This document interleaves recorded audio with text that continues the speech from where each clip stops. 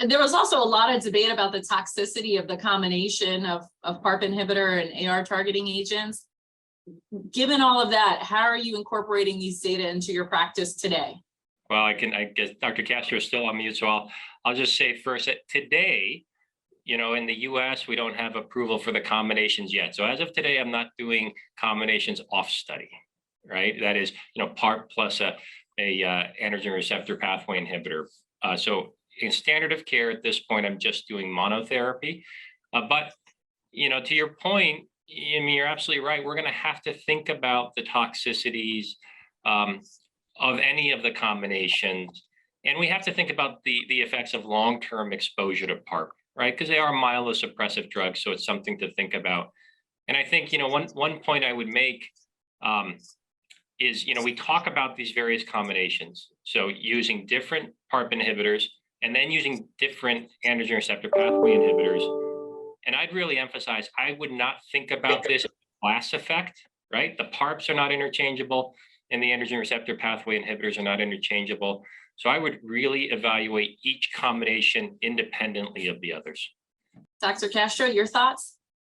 No, I entirely agree, and we need to be careful with these toxicities that even when they are a class effect, there are some differences between the different PARP inhibitors, with neutropenia, for instance, being more frequent, with niraparib, although in the combination was given at a lower dose, and there were more thrombotic events associated with olaparib, for instance. And so even when they are the same type of drugs, there may be some differences between them. I guess what will happen in the future is that each of us may get used to a PARP inhibitor in combination. And as Dr. Bryce was saying, we need to respect the combinations that have been investigated. We cannot change the PARP inhibitor with a hormonal agent. But once we get used to one and are confident with in the management of the side effects and the toxicities, perhaps this is what is going to happen. Each of us will use more one than others. My last question, we talked a lot that these studies were done in the first line setting in people who had been treated with ADT alone, which is a population that's probably declining. What about sequencing after these treatments? I think we don't have evidence that after a patient has already progressed to a hormonal agent, to an androgen receptor pathway inhibitor, the addition of a PARP inhibitor will be able to revert that resistance, or whether when we sequence to a different hormonal agent and we add the PARP inhibitor, that may increase the efficacy of the second agent. I think we will need to produce that evidence before we actually start doing that. I know this is country dependent, and in some countries the sequence of hormones is more frequent than, for instance, I think in the US is more frequent than in Europe, but I think we don't have evidence at present for that.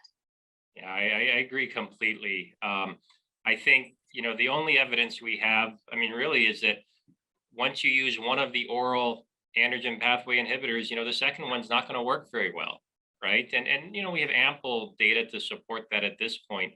I think to argue that we would then use, the PARP hormonal agent combination after progression on one oral agent is really, putting a lot of weight into the concept of some kind of synergy in the combination. And I think if you look at the PFS advantage in the unselected population, that synergy signal is not very strong. It's a very modest benefit, right? So, so in the selected patient, the BRCA population, we have approval for monotherapy.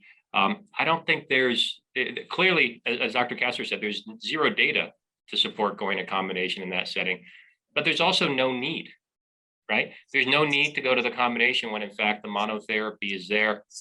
And, we don't want to ignore in the American practice and in the US, right, the financial toxicity, right? Why am I going to have my patient pay 2 copays for 2 oral drugs in the absence of any demonstrable, benefit, based on data? So I would say monotherapy for the patient who gets, dual agent therapy for hormone sensitive disease, then I give them PARP monotherapy for castration resistant disease.